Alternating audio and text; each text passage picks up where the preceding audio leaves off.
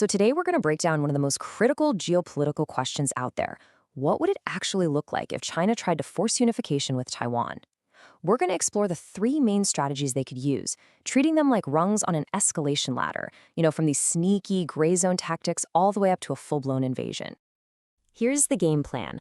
We'll lay out the three core paths, then we'll dive deep into each one, what we're calling the quarantine, the anaconda, and the invasion. And to wrap it all up, we'll put them head-to-head in a strategic scorecard to really weigh the risks and the global fallout of each option. Okay, let's get right into it. We're starting at the bottom of that escalation ladder with what's called a quarantine. This is a really clever and dangerous strategy because it's designed specifically to blur the lines between peace and war, to operate in that murky gray zone. Now, this is where it gets really interesting because it all comes down to language. See, under international law, the word blockade is an unmistakable act of war, but by calling it a quarantine, Beijing could try to frame this aggressive act as, just a simple customs issue, a law enforcement problem, completely sidestepping a declaration of war. It's a legal loophole they'd try to drive a fleet through. So how would this actually work? Well, instead of the PLA Navy, it would be the China Coast Guard, the CCG, that declares a new customs zone around Taiwan. They could start stopping commercial ships, claiming they're looking for contraband. We've even seen them practice for this by switching off their AIS trackers, essentially becoming ghost ships. It creates this climate of fear and risk that could choke Taiwan's economy, all without a single shot being fired. And this quote right here gets to the absolute heart of the strategy. Yeah, the ships are painted white, just like civilian law enforcement vessels. But they are not independent. The Atlantic Council makes it crystal clear. They're under the direct command of the PLA's Eastern Theater Command. So they're basically a military tool that's just hiding in plain sight. All right, time to move up to the next level of escalation. With this one, all that ambiguity, it's gone. Scenario B, which we're calling the Anaconda, is a straight-up act of war. It's a full military blockade designed to literally squeeze the island into submission. This strategy is much more blunt. The PLA Navy would declare the waters and the skies around Taiwan completely off limits. They could use naval mines to seal off huge ports like Kaohsiung and Keelung, and you can bet they'd go after the lifeblood of our modern world, those undersea data cables. The goal here is simple. Cut Taiwan off completely, no energy, no information, and force them to surrender. And that brings us to Taiwan's huge digital vulnerability. Just look at this map. These cables are the veins and arteries of Taiwan's connection to the globe, carrying something like 99% of its international data.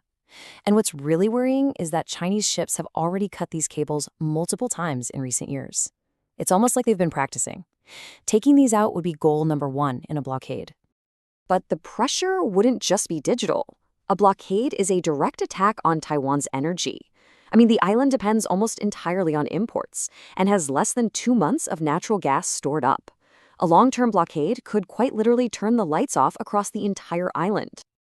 Now, the ripple effects from this would be absolutely catastrophic for the whole world. According to the Institute for Economics and Peace, a blockade of Taiwan would cost the global economy a jaw-dropping $2.7 trillion, and that's just in the first year. And for Taiwan itself, well, it would be devastating.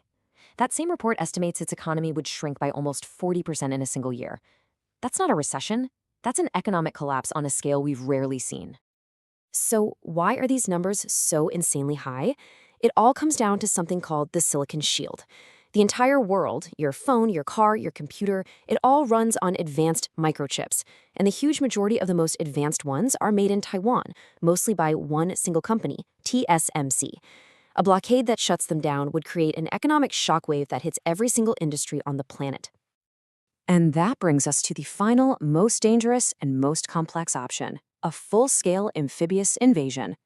This is the ultimate high-risk, high-reward gamble, aimed at a swift, total military takeover of Taiwan. Make no mistake, this would be one of the most difficult military operations in modern history. It would have to start with a massive barrage of missiles to knock out Taiwan's air defenses and paralyze its government. Then, you'd have airborne troops dropping in to try and seize airports and ports, and only after all that chaos would the main event kick off, a massive amphibious force trying to cross the 100-mile-wide Taiwan Strait, which is notorious for its brutal weather and having very, very few good landing spots. Now, here's a key piece of China's invasion puzzle, a concept they call military-civil fusion. The truth is, the PLA just doesn't have enough military ships to carry an entire invasion army. So what's the plan? The plan is to grab China's gigantic fleet of civilian ferries, the ones that usually carry cars and trucks, and quickly convert them into ships for carrying troops and tanks. But this very plan has some serious, serious problems. I mean, analysts have torn it apart. How do you maintain military discipline with civilian sailors in the middle of a war zone? How do you organize and refit thousands of these civilian ships in a hurry? These are huge logistical nightmares that make this whole plan a pretty shaky foundation for an invasion. So now that we've looked at all three of these potential futures, the gray zone quarantine, the all-out anaconda blockade, and the D-Day style invasion, let's put them all side by side and really compare them. But first, what are the red flags we'd be looking for in the months leading up to one of these events? Well, for a quarantine, you'd see a lot more drills by the China Coast Guard and a lot of talk about new maritime laws. For a blockade, you'd see massive PLA naval exercises and reserves getting called up. And for an invasion, well, the signs would be impossible to miss. Huge stockpiles of fuel and medicine, those civilian ferries being gathered, and massive cyber attacks to try and cripple Taiwan's defenses beforehand. And this table really just lays out the whole strategic problem for Beijing. The quarantine is the most likely because it's the least risky for their military, but it would still cause huge economic pain globally. The invasion is the least likely because the military risk is off the charts and the economic fallout would be an absolute catastrophe. We're talking $10 trillion or more. And that anaconda blockade, it sits right in the middle, a very risky, very costly act of war. And all of this leads us to the final critical question. Maybe the biggest danger isn't a massive invasion force hitting the beaches. Maybe it's a coercive action that's disguised as something less. As those lines between a customs check, economic bullying, and an act of war get blurrier and blurrier, the real question is, will the rest of the world be able to tell the difference and decide what to do before it's too late?